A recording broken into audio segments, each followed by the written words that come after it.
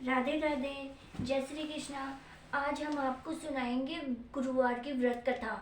एक प्राचीन काल में एक ब्राह्मण था। वह बहुत ही निर्धन और गरीब था। उसकी रानी बहुत दरिद्रता, उसकी पत्नी बहुत दरिद्रता के साथ रहती थी। ना कोई भगवान का पूजन करती थी, ना कोई पाठ करती थी, और बस ऐसे ही रहा करती थी। उसकी एक लड़की हुई तो वह कन्या बहुत बड़ी हो गई तो वह भगवान का पूजन पाठ करती और रास्ते में रोज जौ के दाने बखेरती हुई ले जाती। और रास्ते में जौ के दाने बखेरती हुई ले जाती और लौटते समय उनको बीन कर घर ले आती।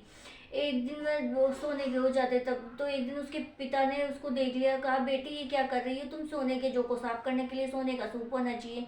तो उसकी बेटी ने दूसरे दिन व्रत किया और कहा, हे बृहस्पति भगवान, मेरा मैंने अगर आपका व्रत सच्चे हृदय से किया हो तो मुझे सोने का सूप दे दो। तो बृहस्पति भगवान ने प्रसन्न होकर उसे सोने का सूप दे दिया। वह एक दिन सोने के सूप में जो सोने के जो साफ कर रही थी, उसी समय उस नगरी का राजपुत्र होकर उधर से निकल रहा था।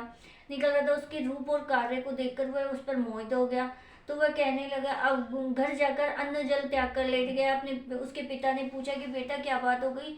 बोले, मुझे तो उस लड़की से विवाह करना है कि जो सोने के सूप में सोने के जो साफ कर रही थी। कि ऐसी लड़की का पता तुम ही बतलाओ। तो उसने उस लड़की के घर का पता बतलाया। मंत्री के साथ राजा जाकर उस लड़की के शादी की बात कर आए।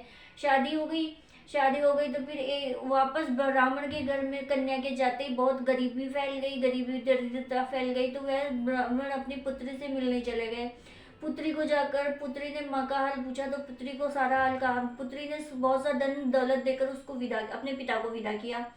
फिर थोड़े दिन बाद वही हालत हो गई। तो वो पुत्री कहने लगी कि पिताजी, आप माताजी को यहाँ ले आओ, मैं सब वह विधि बता दूंगी जिससे गरीबी और दरिद्रता दूर हो जाएगी।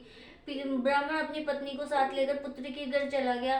पर पुत्री माँ को समझाने लगी। माँ ने पर पुत्री की एक न सुनी। सुबह उठकर अपनी पुत्री के बच्चों का झूठन खा लिया।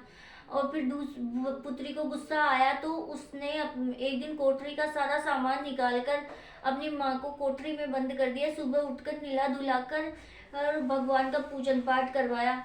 तो उस पुण्य से वह इस लोक से सुख भोग कर पुत्रवान व धनवान हुए और इस लोक से सुख भोग कर स्वर्ग को प्राप्त हुए। हे बृहस्पति भगवान, उनको जैसे सुख भोग कर वह स्वर्ग को प्राप्त हुए वह सबको ही होना। राधे राधे दोस्तों। अगर मेरी कहानी अच्छी लगी हो तो लाइक करना, शेयर करना और सब्सक्राइब करना बिल्कुल मत भूलना। राधे राधे।